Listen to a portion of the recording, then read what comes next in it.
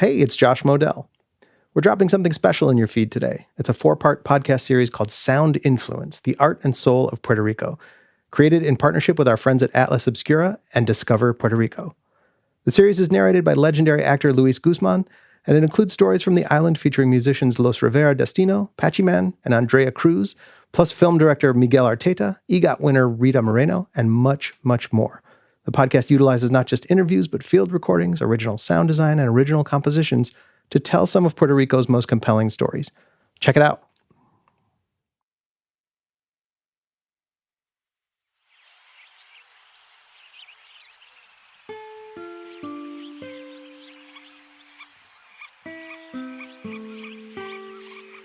Hola, I'm Luis Guzman, and welcome to Puerto Rico.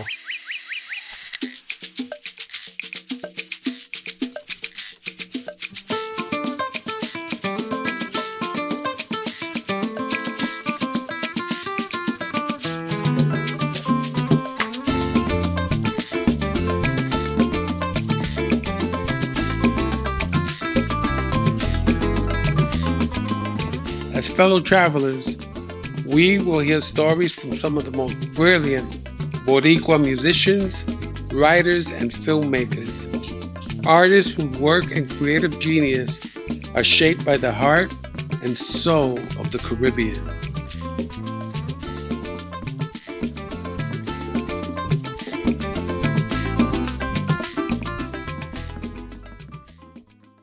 The next voices you'll hear are the comedy band Los Rivera Destino, who were catapulted to fame in 2018 when they released a bolero version of the reggaeton smash De Bote. The guys have been practicing their introduction, so let's see how they do. Hi, I'm Carlos. I am Fernando. I am Antonio, and we are Los Rivera Destino. I'm pretty sure it didn't work, but we're trying our best. That was pretty good, actually. Los Rivera Destino makes music that you can sing along to, that you can dance to, and you know what? This papi right here, Luis Guzman, loves to dance, but there's also a humor and a playfulness in their work that comes from music being a part of their lives from the very start, as Antonio and Fernando explained. In my case, my father has a cover salsa orchestra.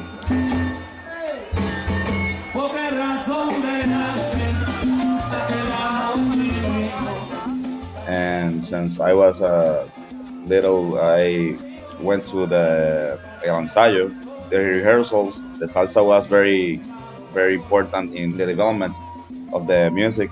But my mom was more like a surf type, so I grew up in this mix of reggae and salsa. There was a sense of, music was all the time.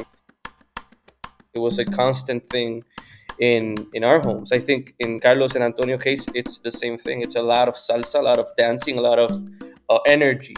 In my case, I got to a point where I grew tired of it because it was too much. So then I started listening to other things. The whole gasolina moment was very important in our lives. It changed the course of the industry in Puerto Rico. When we saw it happening in a very important moment of our life. So it became a moment of a lot of experimentation, and there's a lot of richness to it.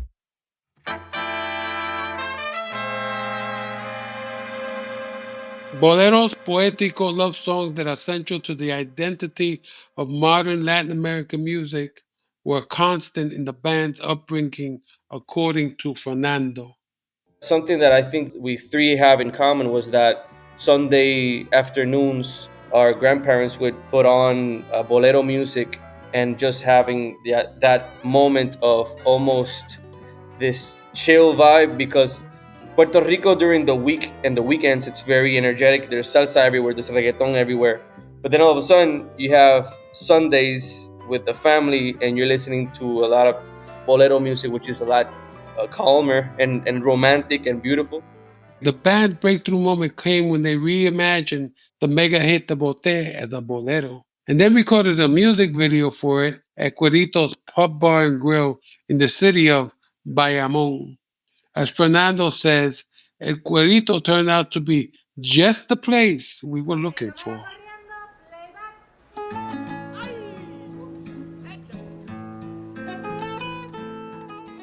It seemed like a classic chinchorro, like a small little place where people from the barrio or the town go to drink a beer, watch the game, play some pool or whatever. And that's the type of place that we like to go because it's cheap beer and good people. It's that kind of ambiance. Bebé, yo te boté, te di banda y bebé, yo te solté. Pa'l carajo te mandé y usted se fue. De mi vida te boté, bebé, yo te boté. Te di banda y te solté.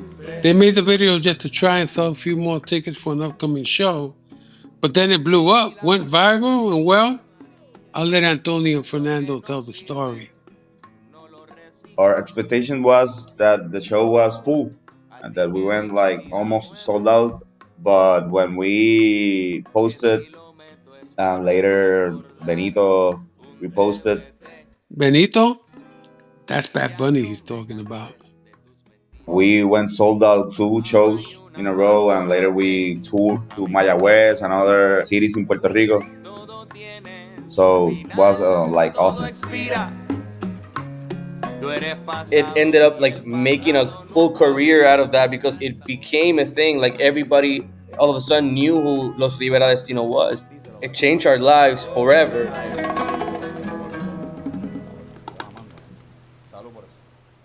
A sense of place has been very important to the band in their creative process, especially when capturing special moments in life.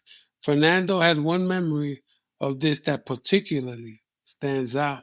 I think that we're always searching for places that would speak to us. And an example of that was that for the latest album that we put on, which is Memes del Futuro, there's a song called Flota.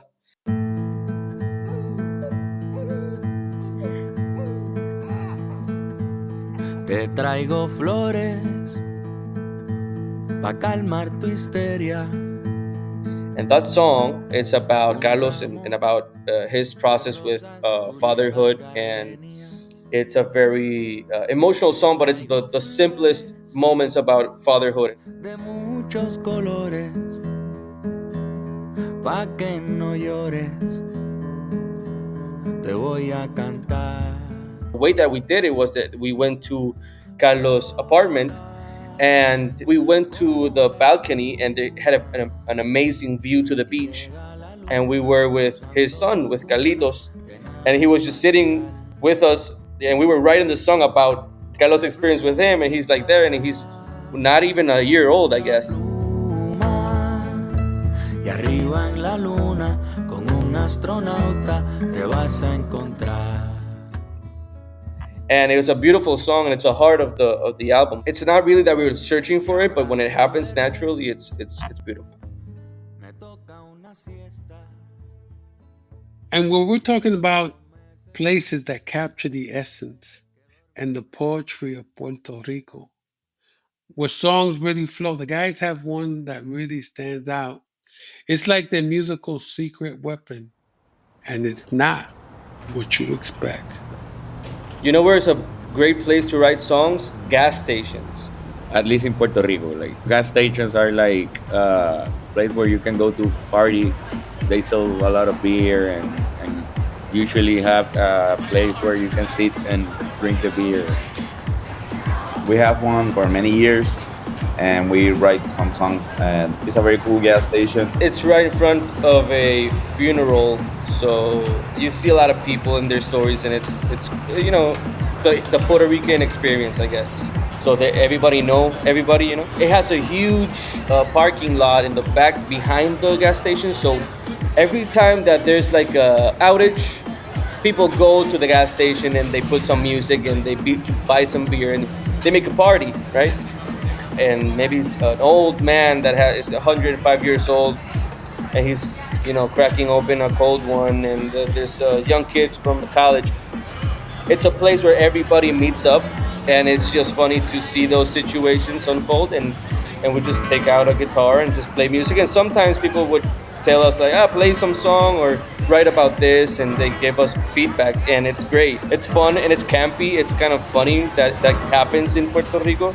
It's almost ironic, but it's a cultural thing. I don't know, and yeah, that's that type of place. It's kind of cool in a weird way, but yeah, it is what it is. Fortunately, Fernando, Carlos, and Antonio go to other places on the island that are not gas stations, and they have some recommendations. For me, I have a special connection and bond with the municipality of Ciales. It's a town right in the middle of Puerto Rico in the mountainside, and my whole family is from there, both sides of my family, and I used to live there too. So I have a very strong connection with the rural side of Puerto Rico, and I think the bolero side of me connects really big in that area.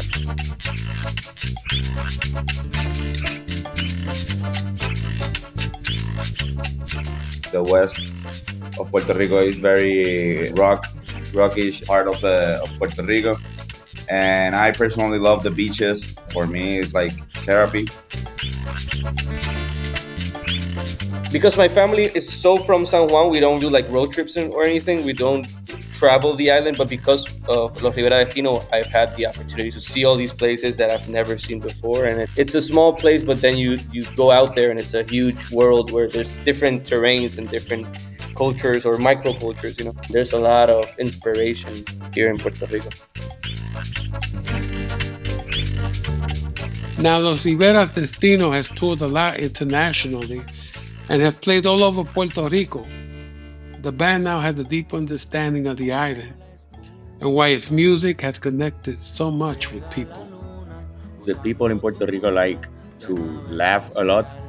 I think we're a little cynical as a culture, so we just like to throw jokes y pegar bellones, como se dice aquí en Puerto Rico, like jokes at each other.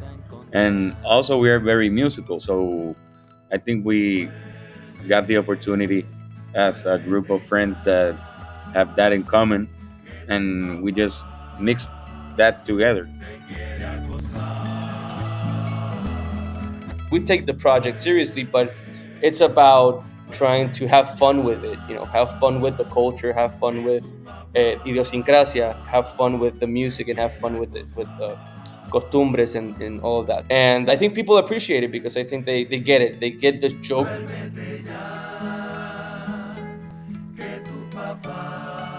Thank you, Carlos, Antonio, and Fernando, Los Rivera Destino.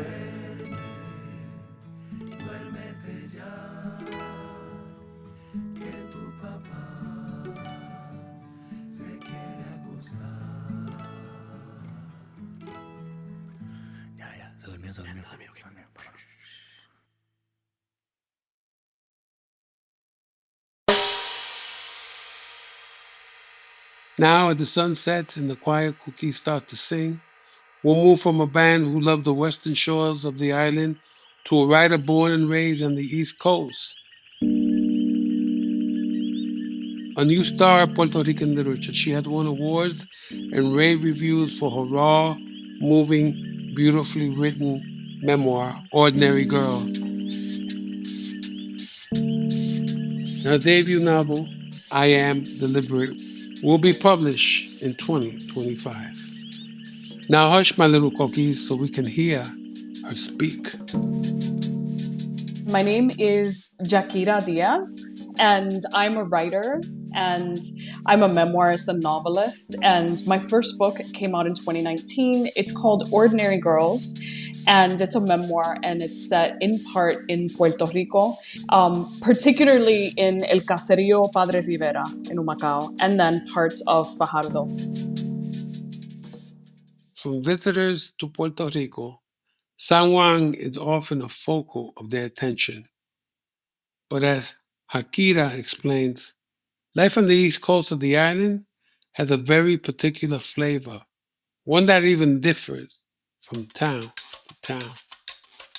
I grew up in between Humacao, Fajardo, and Luquillo, in towns that were very close to the ocean.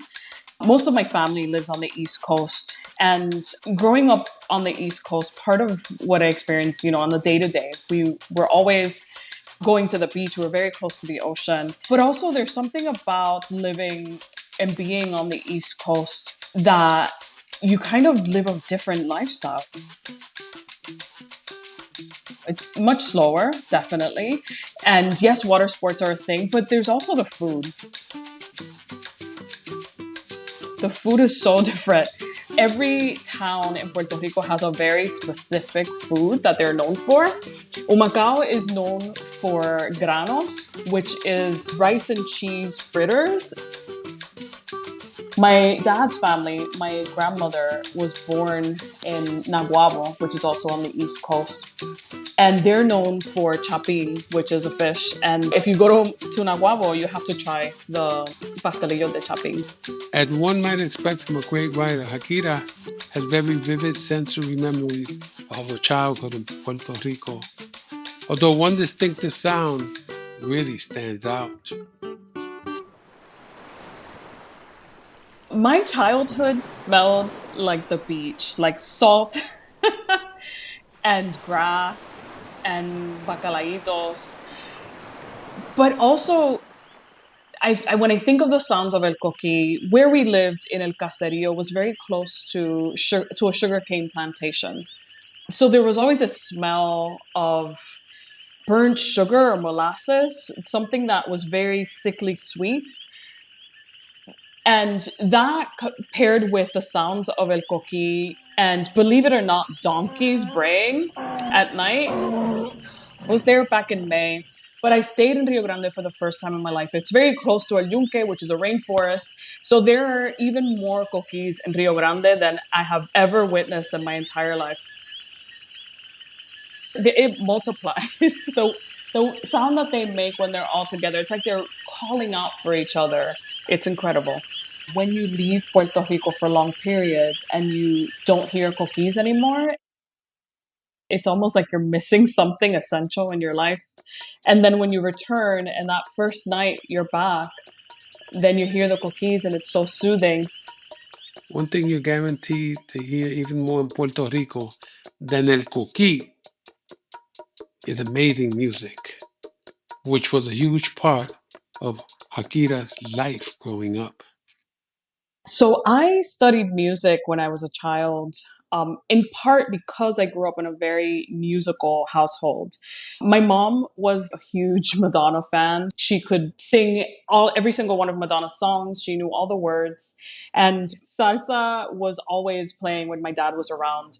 He was definitely a huge fan of Ismael Rivera, Héctor Lavoe, Willie Colón, Frankie Ruiz, and we also had a family friend who grew up with my dad, Pedro Conga, who, when I was a baby, released a song called Rey El Chino, which was about a man named Rey.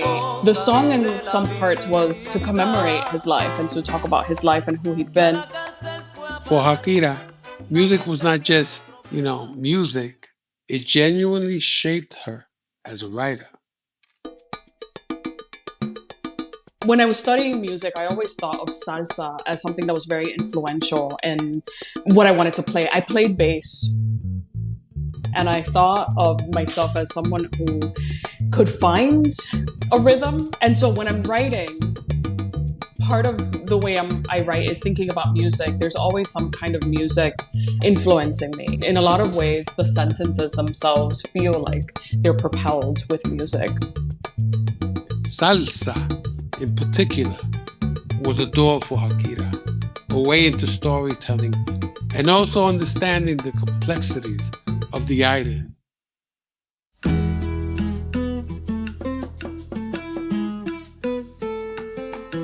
One of the things that I loved most about listening to salsa with my father, it's definitely focused on storytelling, but also in so many ways, salsa was always very political.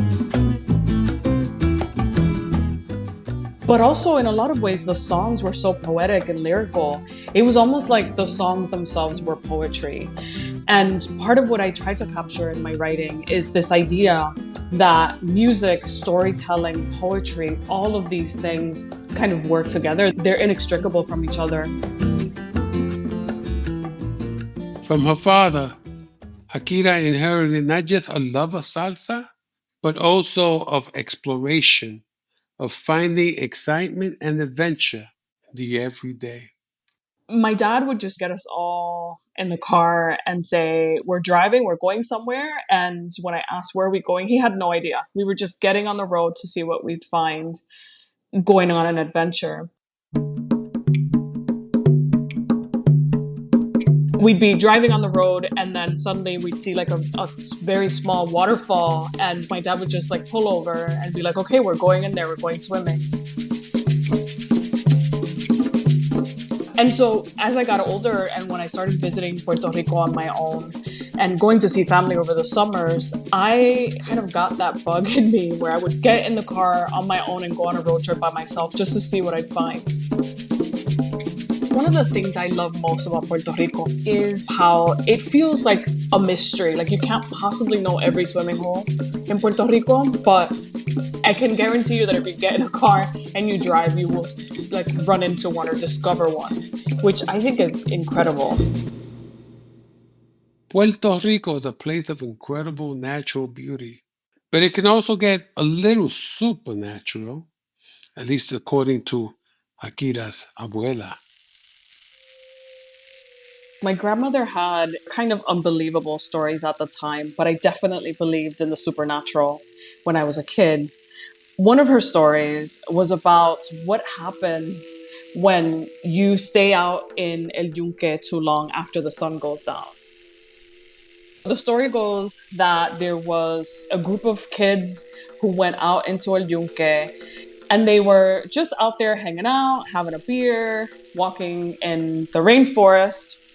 Apparently, these teenagers went up to the highest peak and celebrated, looked out over the islands, and as they were making their way back down, they met a group of strangers. Faceless strangers that looked not like humans. They looked a little bit like something you'd find on the X-Files.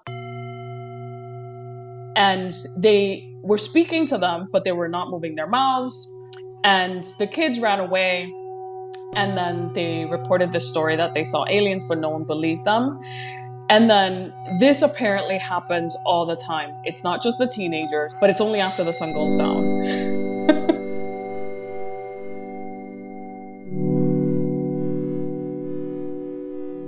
Though Jaquira moved away from Puerto Rico as a child and now lives in the U.S., Puerto Rico remains the place where she feels most herself. I was 10 years old when I left Puerto Rico for the first time. And I grew up mostly in between Puerto Rico and Miami Beach. And after I left Puerto Rico for the first time, I came back in the summers. Sometimes I was there for 6 weeks over the summer. Sometimes it was longer than that. But that time to me always felt like I could be my truest, most authentic self, spending time with my family and speaking a very specific Spanish that they don't speak anywhere else in the world. But I still, as an adult, I still feel that way. And there's a very special kind of relationship, I think, that the Puerto Rican diaspora has with Puerto Rico. You're always longing for home. My relationship now with Puerto Rico is that I am waiting for the day until I can move back to Puerto Rico so that I can work there, so that I can live there and be my most authentic self, not just in the summers when I have long periods of vacation, but on the day-to-day. Her success as a writer has allowed Jaquira to travel a lot and makes her appreciate even more the place she comes from and its people. I do think that there is something special about Puerto Rican people, something that you find in Puerto Rico that I haven't found anywhere else in the world, is that no matter your political affiliation, no matter your race, no matter your class, when there are times of difficulty or struggle, everybody comes together in community. You saw this during Hurricane Maria, where people were lifting each other up and taking care of each other. You saw neighbors coming out to help their neighbors. And in so many ways, when they have had times of difficulty in Puerto Rico, Puerto Ricans have made community, built community out of nowhere. Actual strangers turning to each other and saying, we're all in this together, and relying on each other and knowing that even when there's no one else, there is each other, that they can do it together. I think this is something that I have never seen anywhere else in the world. The ways that Puerto Ricans can turn to each other, like I said, actual strangers, and say, I got you. Beautiful. I got you too, Jaquira.